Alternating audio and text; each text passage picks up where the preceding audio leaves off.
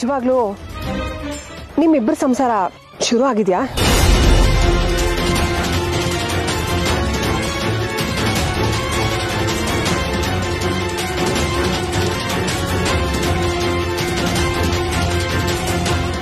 ಅದು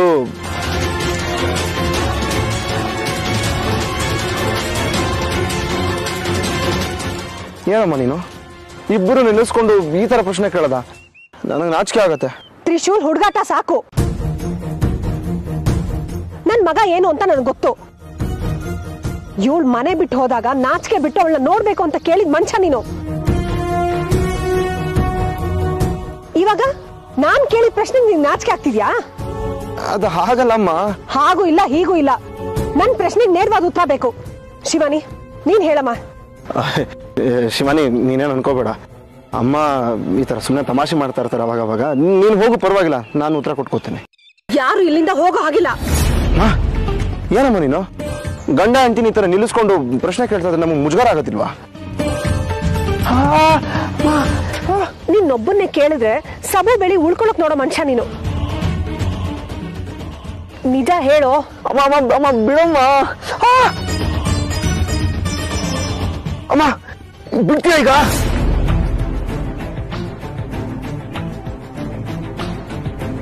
ಶಿವ ನೀನು ಹೀಗೆ ಹೂ ಅಂತ ಹೇಳಿ ಅಡ್ಗೋಡೆ ಮೇಲೆ ದೀಪ ಇಟ್ಟು ಹೊಟ್ಟೋಗ್ತಾಳೆ. ನೀವಿಬ್ರು ಇವತ್ತು ಸಿಕ್ಕಾಕೊಂಡಿದ್ದೀರಾ. ನನ್ಗೆ ಉತ್ತರ ಕೊಡಿ. ಸ್ವಾಮೀಜಿಗಳು ಮನೆಗೆ ಬಂದಾಗ ನಿಮ್ಮಿಬ್ಬರು ಸಂಸಾರ ಶುರು ಆಗದೆ ಇದ್ರೆ ಈ ಮನೆಗೆ ಗಂಡಾಂತರ ಇದೆ ಅಂತ ಹೇಳಿದ್ರು. ಅದಕ್ಕೆ ನಾವು ನಿಮ್ಗೆ ಒತ್ತಾಯ ಮಾಡಿ ಸಂಸಾರ ಶುರು ಮಾಡಿ ಅಂತ ಹೇಳಿದ್ದು. ನೆನ್ಪಿದ್ಯಾ? ನೆನ್ಪಿದೆ. ನೀವಿಬ್ರು ಸುಳ್ಳು ಹೇಳ್ತಾ ಇದ್ದೀರಾ ಅಲ್ವಾ? ನಿಮ್ಮಿಬ್ಬರ ಸಂಸಾರ ಇನ್ನೂ ಶುರುನೇ ಆಗಿಲ್ಲ. ಆಗಿದೆಯಮ್ಮ, ಆಗಿದೆ. ಆಗಿದ್ದಿದ್ರೆ ನಿನ್ ಯಾಕೋ ಪ್ರಾಣಾಪಾಯ ಆಗ್ತಿತ್ತು? ನೀವು ಸುಳ್ಳು ಹೇಳ್ತಾ ಇದ್ದೀರಾ, ನಮ್ಮನ್ನ ನಂಬಿಸ್ತಾ ಇದ್ದೀರಾ ಅಷ್ಟೇ. ಇಲ್ಲಮ್ಮ, ನಿನ್ನ ನಂಬಿಸದ ಸತ್ಯನೇ ಅದು. ಮಾತಾಡ್ಬೇಡವ ನೀನು. ಶಿವಾನಿ, ನೀನ್ ನಿಜ ಹೇಳಮ್ಮ. ಅಮ್ಮ, ಅದು ನಾವು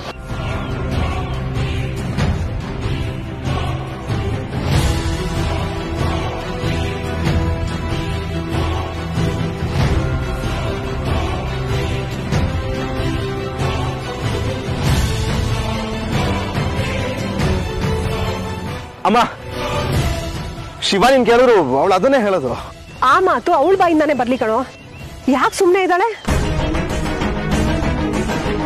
ಈ ಒದ್ದಾಟನೇ ಸಾಕಲ್ವಾ ನಿಮ್ಮಿಬ್ರು ಸಂಸಾರ ಇನ್ನೂ ಶುರು ಆಗಿಲ್ಲ ಅನ್ನೋದಕ್ಕೆ?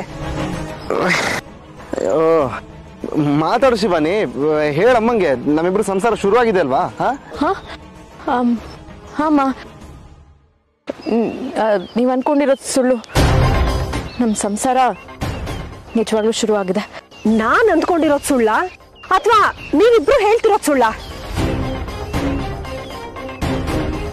ನನ್ಗೆ ನಿಮ್ಮಿಬ್ಬರ ಮೇಲೆ ನಂಬಿಕೆ ಇಲ್ಲ. ಹುಡುಗಾಟದ ಬುದ್ಧಿ ನಿಮ್ಗೆ. ಏನಮ್ಮ ನೀನು ಎಲ್ಲದಕ್ಕೂ ಹುಡುಗಾಟದ ಬುದ್ಧಿ ಅಂತ್ಯಾ? ನನಗೂ ಮದುವೆ ಆಗಿದೆ, ಜವಾಬ್ದಾರಿ ಇದೆ ನನಗೆ. ಹೌದಾ? ಹಾಗಾದ್ರೆ ನನ್ನ ಮೇಲೆ ಆಣೆ ಮಾಡು.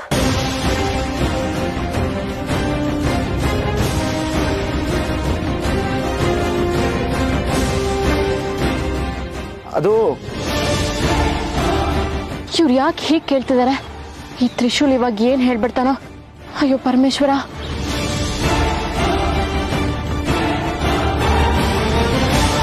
ಮೀನಾ ಮೇಷ ಯಾಕೋ ಎಣಿಸ್ತಾ ಇದ್ದೀರಾ? ಬೇಗ ಆಣೆ ಮಾಡು.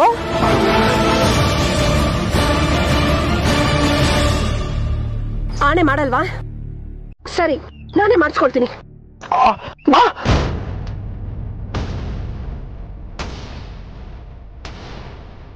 ಹೇಳು.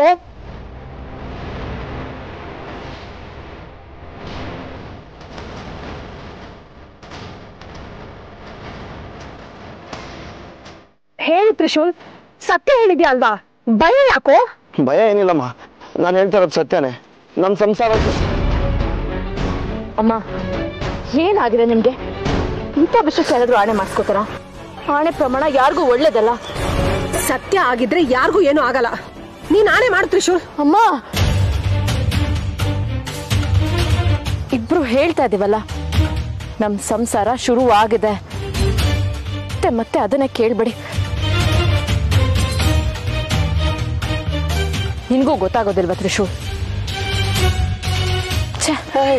ಮತ್ತೆ ತ್ರಿಶೂಲ್ನ ನೋಡಿದ್ರಾ? ಇಲ್ವಲ್ಲ. ಬಹುಶಃ ಅವನಿನ್ನೂ ಎದ್ದಿಲ್ಲ ಅಂತ ಕಾಣುತ್ತೆ. ಆಗ್ಲೇ 8 ಗಂಟೆ ಆಯ್ತು, ಇನ್ನು ತಿಂಡಿಗೆ ಬಂದಿಲ್ಲ, ಕಾಫಿ ಕೂಡ ಕುಡ್ದಿಲ್ವಲ್ಲ. ಸುಖಪುರುಷ ಆಗ್ಬಿಟ್ಟಿದ್ದಾನೆ. ಬಾಬಾಜಿ ಇಲ್ವಲ್ಲ, ಅದಕ್ಕೆ ಇವನು ಮಾಡಿದ್ದೇ ರೂಲ್ಸ್. ಗೋವಿಂದ, ಸಾಕು ಸುಮ್ಮನಿರು. ಯಾಕೋ ನನ್ನ ಮೊಮ್ಮಗನ ಕಂಡ್ರೆ ಯಾವತ್ತು ಗುರ್ರ ಅಂತೀಯ?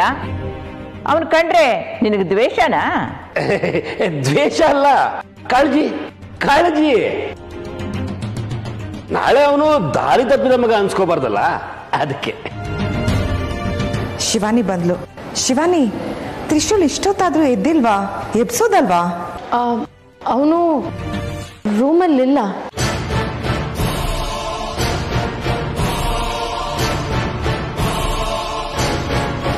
ಅವನು ರೂಮಲ್ಲಿ ಇಲ್ವಾ? ಎಲ್ ಹೋದ ಅವನು? ಬೆಳಗ್ಗೆಯಿಂದ ಕಣ್ಗೂ ಕಾಣಿಸ್ಕೊಂಡಿಲ್ಲ. ಇಷ್ಟೊತ್ತಾದ್ರೂ ಎದ್ದೇ ಇಲ್ಲ ಅನ್ಕೊಂಡಿದ್ವಿ ನಾವು. ಅವನು ಎಲ್ಲಿ ಹೋದ? ಅದು ಅಜ್ಜಿ ನನಗ್ ಗೊತ್ತಿಲ್ಲ, ಇಲ್ಲೇ ಎಲ್ಲೋ ಇರ್ಬೇಕು ಅನ್ಸುತ್ತೆ. ಅಂದ್ರೆ ಹಳೆ ರಾಗ ಕಂಟಿನ್ಯೂನಾ?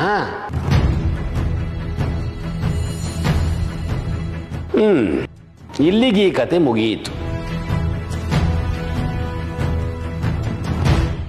ರಾತ್ರಿ ರೂಮಲ್ಲಿ ಇದ್ನಲ್ಲ? ಹಾ ರೂಮಲ್ಲೇ ಇದ್ದ. ಮತ್ತೆ ಬೆಳಿಗ್ಗೆ ಎಲ್ಲಿ ಹೋದ?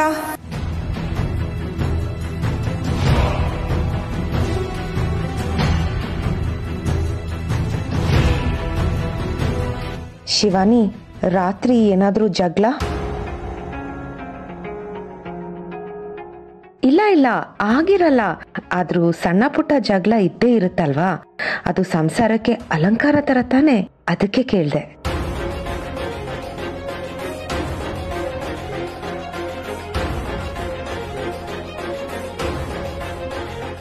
ಶಿವಾನಿ, ಮಾತಾಡ್ಬೇಡ ನೀನು. ಎಲ್ಲ ಮಾತುಗಳು ಮುಗ್ದು ಹೋಗಿದೆ. ನನಗೆ ನಿನ್ ಮುಖ ನೋಡಕ್ಕೂ ಇಷ್ಟ ಇಲ್ಲ. ಹೋಗಿಲ್ಲಿಂದ.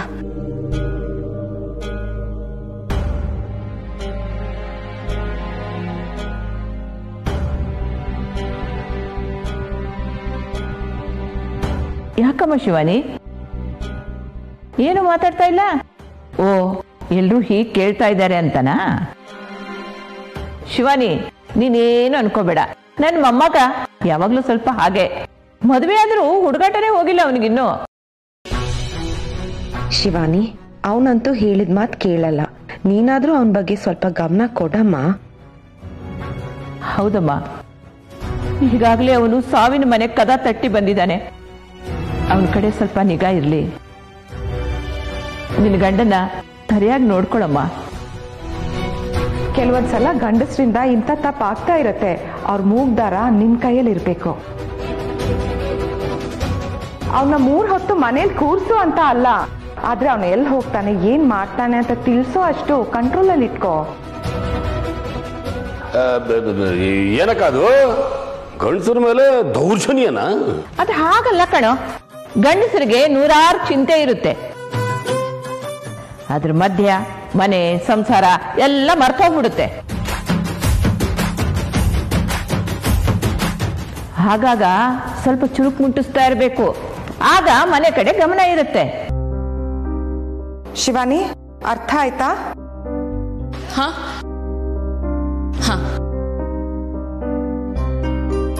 ಇನ್ಮೇಲೆ ಜೋಪಾನ, ಅವನನ್ನ ಹುಷಾರಾಗಿ ನೋಡ್ಕೋಬೇಕು.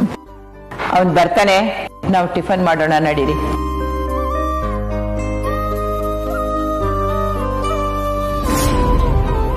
ದೇವ್ರೆ, ನನಗೆ ಆಗ್ತಿಲ್ಲ. ಶುನ್ ಮಾಡೋ ಕೆಲಸಕ್ಕೆ ಉತ್ತರ ಕೊಟ್ಟು ಸಾಕಾಗಿದೆ ನನಗೆ.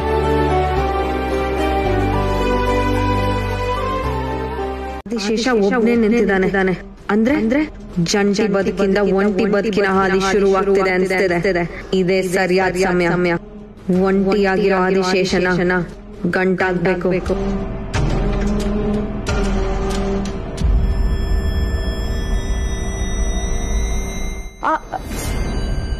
ತ್ರಿಶೂಲ್,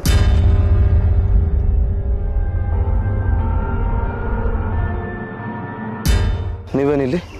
ಆ ಪ್ರಶ್ನೆನ ನಾನ್ ನಿಮಗ್ ಕೇಳ್ಬೇಕು. ನಾನಂದ್ರೆ ಒಂಟಿ, ನನಗ್ ಬೇಜಾರಾದಾಗ ಒಬ್ಳೊಬ್ಳೆ ಇಲ್ಲೆಲ್ಲ ಓಡಾಡ್ತಾ ಇರ್ತೀನಿ. ಆದ್ರೆ ನೀವೇನಿಲ್ಲಿ? ನಾನು ನಿಮ್ ತರನೇ. ಅರ್ಥ ಆಗಿಲ್ಲ. ಶಿವಾನಿ ಬಂದಿಲ್ವಾ? ಎಲ್ಲಿದ್ದಾಳ ಅವಳು? ಇಲ್ಲೇ ಇದ್ದಾಳೆ. ಕಾಣಿಸ್ತಾ ಇಲ್ಲ. ಇಲ್ಲೇ ಇದ್ದಾಳೆ ಅಂದ್ರೆ ನನ್ನ ಯೋಚನೆ ಇದ್ದಾಳೆ ಅಂದೆ.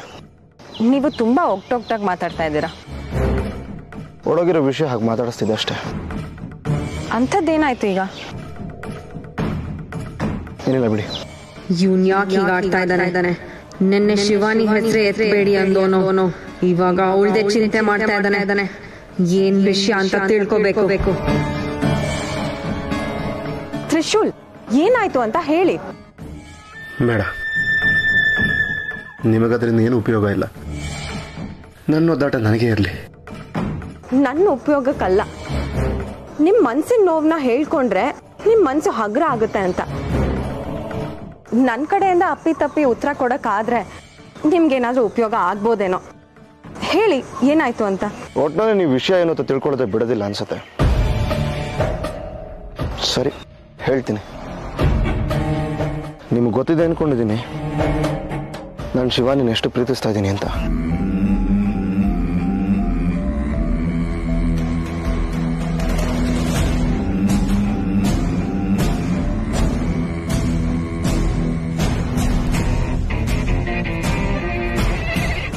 ನೀವು ಆ ಕಡೆಯಿಂದ ಹೂ ಅಂತ ಏನಾದ್ರು ಅಂದ್ರೆ ಮಾತಾಡೋದಕ್ಕೆ ನನಗೂ ಈಸಿ ಆಗುತ್ತೆ. ನಾನು ಶಿವಾನಿನ ಪ್ರಾಣಕ್ಕಿಂತ ಹೆಚ್ಚಾಗಿ ಪ್ರೀತಿಸ್ತಾ ಇದ್ದೀನಿ, ಅದು ನಿಮ್ಗೆ ಗೊತ್ತಿದೆ ಅಲ್ವಾ? ಆ ಪ್ರೀತಿ ದಿನೇ ದಿನೇ ಜಾಸ್ತಿನೇ ಆಗ್ತಾ ಇದೆ, ಒಂಚೂರು ಕಮ್ಮಿ ಆಗ್ತಾ ಇಲ್ಲ. ಗಂಡ ಹೆಂಡತಿ ಮಧ್ಯ ಪ್ರೀತಿ ಜಾಸ್ತಿ ಆದ್ರೆ ಅದು ಸಮಸ್ಯೆನಾ ಅಂತ ಯೋಚನೆ ಮಾಡ್ತಾ ಇದ್ದೀರಾ? ಪ್ರೀತಿ ಅನ್ನೋದು ಎರಡು ಕಡೆಯಿಂದನೂ ಇರಬೇಕು, ಅವಾಗ್ಲೇ ಸರಿ ಹೋಗೋದು. ಅಂದ್ರೆ ಇವಾಗ ನನ್ನ ಶಿವಾನಿ ವಿಷಯನೇ ತಗೊಳ್ಳಿ. ನಾನು ಶಿವಾನಿನ ಪ್ರೀತಿಸೋಷ್ಟು ಅವಳು ನನ್ನನ್ನು ಪ್ರೀತಿಸ್ತಾ ಇರಲಿಲ್ಲ. ಯಾಕೋ ನನಗೂ ಶಿವಾನಿಗೂ ಸೆಟ್ ಆಗ್ತಿಲ್ಲ ಅಂತ ಅನಿಸ್ತದೆ.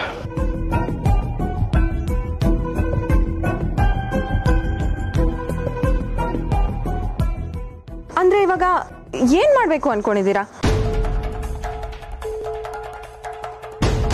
ಗೊತ್ತಿಲ್ಲ. ಹೇಳಿ, ಏನೋ ಒಂದು ನಿರ್ಧಾರಕ್ಕೆ ಬರ್ಬೇಕಲ್ವಾ? ಹೇಳಿ. ನಿಮ್ಮ ತಲೆಯಲ್ಲಿ ಇನ್ನೂ ಅದೇ ಪ್ರಶ್ನೆ ಓಡಾಡ್ತಾ ಇದೆ ಅಲ್ವಾ? ಹೇಳ್ತೀನಿ. ಜಗತ್ತಲ್ಲಿ ನಮ್ಮನ್ನ ಯಾರು ಪ್ರೀತಿಸ್ಲಿ ಬಿಡ್ಲಿ, ಆದ್ರೆ ನಾವು ಯಾರನ್ನಾದ್ರೂ ಇಷ್ಟಪಟ್ರೆ ಅವ್ರನ್ನೇ ಪ್ರೀತಿಸ್ತಾ ಇರ್ತೀವಿ. ಅದೇ ನಿಜವಾದ ಪ್ರೀತಿನೂ ಕೂಡ.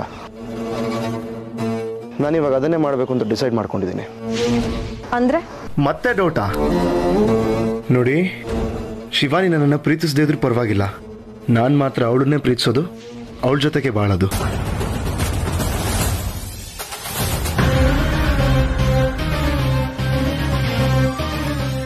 ಆ ನಿರ್ಧಾರ ಸರಿ ಇದೆ ಅಲ್ವಾ? ನಾನು ಶಿವಾನಿ ಒಂಥರ ಮೇಡ್ ಫಾರ್ ಈಚ್ ಅದರ್.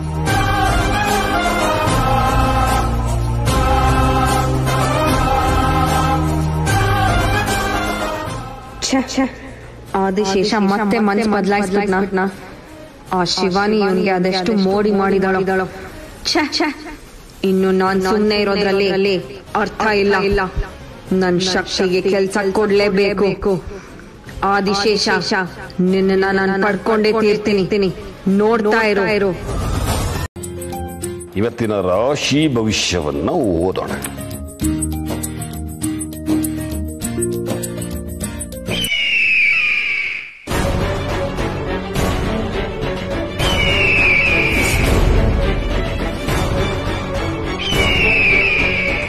ಇದೇನಪ್ಪ, ಗರುಡ ಬಂದಿದೆ.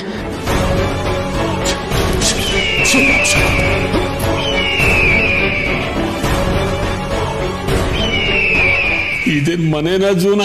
ಈ ಮನೆಗೆ ಯಾವತ್ತು ಹಾವು ಬರೋದು, ಇವತ್ತು ಗರುಡ ಬಂದಿದೆ.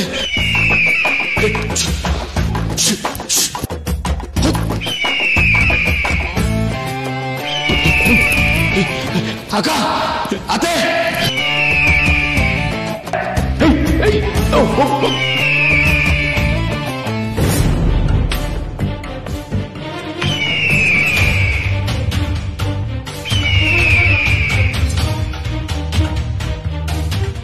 ಅಕ್ಕ ಅತ್ತೆ ಅಕ್ಕ ಅಕ್ಕ ಅಕ್ಕ ಬಾರೆ. ಏನೋ ಯಾಕೋ ಹೀಗೆ ಕಿಚ್ಕೋತಾ ಇದ್ಯಾ? ಅಕ್ಕ ಇಲ್ಲೋ ಏನೋ ಪತ್ರ. ಏನ್ ಬರ್ತಿದ್ಯೋ ಗೋವಿಂದ? ಅದೇ ಮ್ಯಾಟ್ರು. ಈ ಪತ್ರ ಪೋಸ್ಟ್ ಮ್ಯಾನ್ ಕೊಟ್ಟಿದ್ದಲ್ಲ, ಗರುಡ ಪಕ್ಷಿ ತಂದ್ಕೊಟ್ಟೋಯ್ತು. ಇದ್ರಲ್ಲಿ ಏನೋ ಬರ್ದಿದೆ. ಗರುಡ ಪಕ್ಷಿ ಕೊಟ್ಟಿದ್ದ? ಅದ್ರಲ್ಲಿ ಏನ್ ಬರ್ತಿದ್ದೆ ಓದಿ?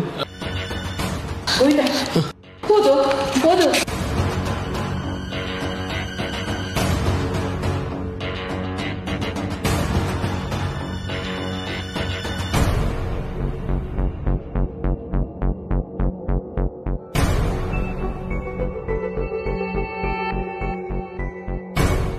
ದಿಗ್ವಿಜಯ, ನಾನು ತ್ರಯಂಬಕ.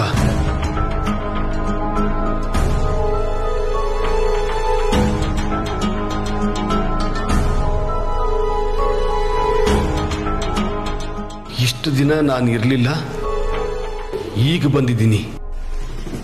ನಾನು ನಿಮ್ಮ ಮನೆಗೆ ಬರ್ತಾ ಇದ್ದೀನಿ.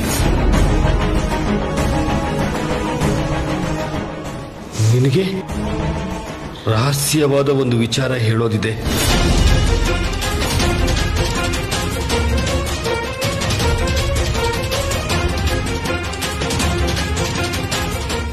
ನಾನು ಬರೋವರೆಗೂ ನಿಮ್ಮ ಮನೆಯಿಂದ ಯಾರೂ ಆಚೆ ಹೋಗುವಾಗಿಲ್ಲ.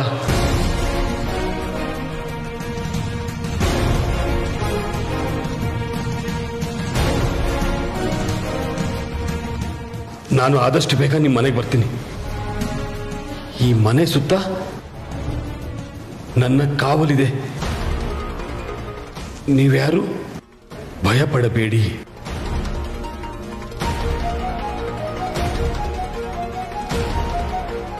ನಾನಿದ್ದೇನೆ ತ್ರಯಂಬಕ.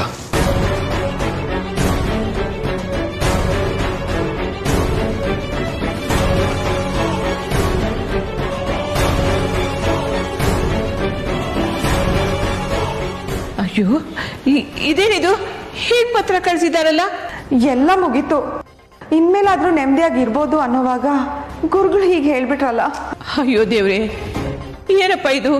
ಒಂದಾದ್ಮೇಲೊಂದು ಗಂಡಾಂತರ ಬರ್ತಾನೆ ಇದೆಯಲ್ಲಪ್ಪ. ನನಗಂತೂ ತಲೆ ಕೆಟ್ಟೋಗಿದೆ. ಎಲ್ಲಾದ್ರೂ ಓಡೋಗ್ಬಿಡೋಣ ಅನಿಸ್ತಾ ಇದೆ. ಹಾಗೆಲ್ಲ ಏನೂ ಆಗಲ್ಲ, ಸಮಾಧಾನ ಮಾಡ್ಕೊಳ್ಳಿ. ನಾನು ಹೇಗಿರ್ಲಿ, ಅವ್ರು ಬೇರೆ ಮನೇಲಿಲ್ಲ. ಗುರುಗಳು ಬಂದಾಗ್ಲೆಲ್ಲ ಅವರೇ ಮಾತಾಡ್ತಾ ಇದ್ದಿದ್ದು, ನಾವು ಅವ್ರ ಹತ್ರ ಹೋಗ್ತಾನೂ ಇರ್ಲಿಲ್ಲ. ಅದು ನಿಜ. ದಿಗ್ವಿಜಯ ಇಲ್ಲದ ಸಮಯದಲ್ಲಿ ಬರೀ ಕೆಟ್ಟ ಘಟನೆಗಳೇ ನಡೀತಾ ಇದೆ. ಈ ಮನೆ ಯಾವ ದಿಕ್ಕಿನಲ್ಲಿ ಸಾಗ್ತಾ ಇದೆ? ದೇವ್ರೆ, ನೀನೇ ಕಾಪಾಡಪ್ಪ.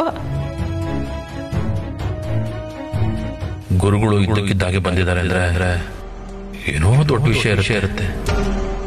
ನಾನು ಇವಾಗಲೇ ಎಲ್ರಿಗೂ ಹೇಳಿದ್ರೆ ಗಾಬರಿ ಆಗ್ಬಿಡ್ತಾರೆ. ಏನೂ ಆಗಿಲ್ಲ ಇರೋದು ಒಳ್ಳೇದು. ಇಲ್ಲಿಂದ ಮಹಾಮಾಯಿ, ನೀನು ಚಾಣಾಕ್ಷಮತಿ ಎಂದು ತಿಳಿದಿತ್ತು, ಆದರೆ ಇಷ್ಟೊಂದು ಭಲೆ ನೀನು ಮಧುಮತಿಯ ಗರ್ಭ ಸೇರಿದ್ಯಾ? ಅಲ್ಲಿ ಬದುಕಬಹುದು ಅಂತ ಆಸೆನಾ? ಅದಕ್ಕೆ ನಾನು ಆಸ್ಪದ ಕೊಡೋದಿಲ್ಲ. ನನಗೆ ನರಕ ದರ್ಶನ ಮಾಡಿಸಿದವಳು ನೀನು. ನಿನ್ನನ್ನು ನಾನು ಸುಮ್ಮನೆ ಬಿಡುವೆನಾ? ಮಧುಮತಿಯನ್ನು ಸಾಯಿಸಿ ನಿನ್ನ ಯಾವ ಅವಶೇಷವೂ ಉಳಿಯದಂತೆ ನಿನ್ನ ಸಂಹಾರ ಮಾಡ್ತೀನಿ. ಎಲ್ಲದಕ್ಕೂ ಒಂದು ಕೊನೆ ಹಾಡ್ತೀನಿ.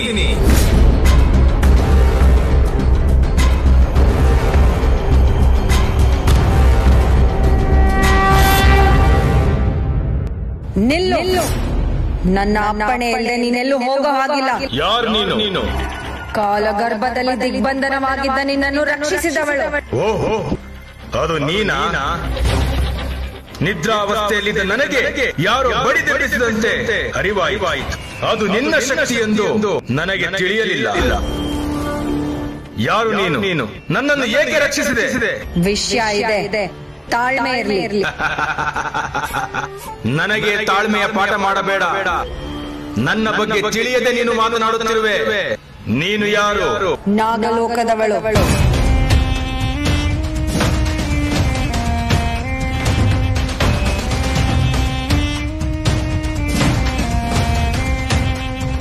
ನಾಗಲೋಕ ಅಂದರೆ ನೀನು ಶಿವಾನಿನ ರೂಪ ಬದಲಿಸಿಕೊಂಡು ಬಂದಿರುವೆಯಾ? ನಿನ್ನನ್ನ ನಿನ್ನ ನಿಜ ರೂಪಕ್ಕೆ ಬಾ, ನಿನ್ನ ನಿಜ ರೂಪಕ್ಕೆ ಬಾ. ನೀನು ಸರ್ಪ ರೂಪಕ್ಕೆ ಬಂದರೆ ನಿನ್ನ ನಿಜ ಬಣ್ಣ ತಿಳಿಯುತ್ತದೆ.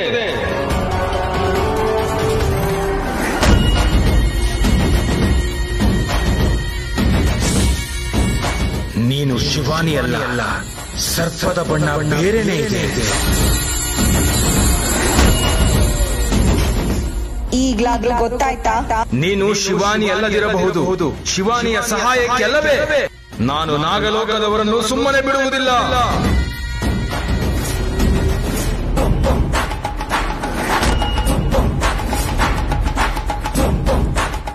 ನನ್ನ ಶಕ್ತಿಗೆ ಪ್ರತ್ಯುತ್ತರವ.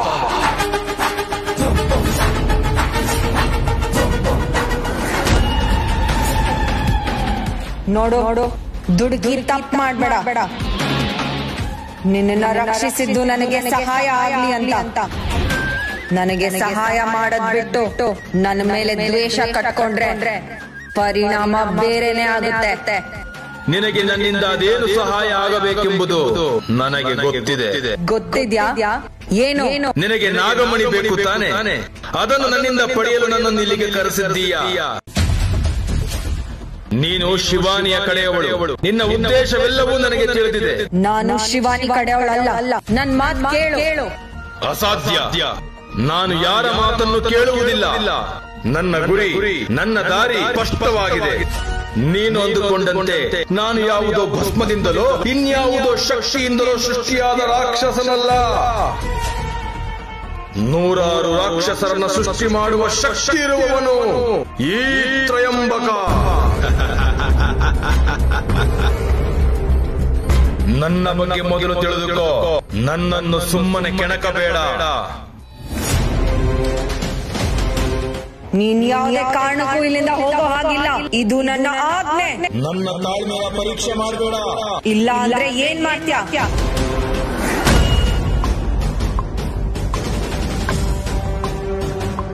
ನೀನು ತಪ್ಪು ಮಾಡ್ತಾ ಇದ್ಯಾ. ನನಗೆ ಸರಿ ತಪ್ಪಿನ ಪಾಠ ಮಾಡಕ್ ಬರಬೇಡ. ನಾನು ನಿನಗೆ ಯಾವ ಸಹಾಯವನ್ನು ಮಾಡೋದಿಲ್ಲ. ನಾಗಮಣಿಯ ರಹಸ್ಯವನ್ನು ಹೇಳೋದಿಲ್ಲ.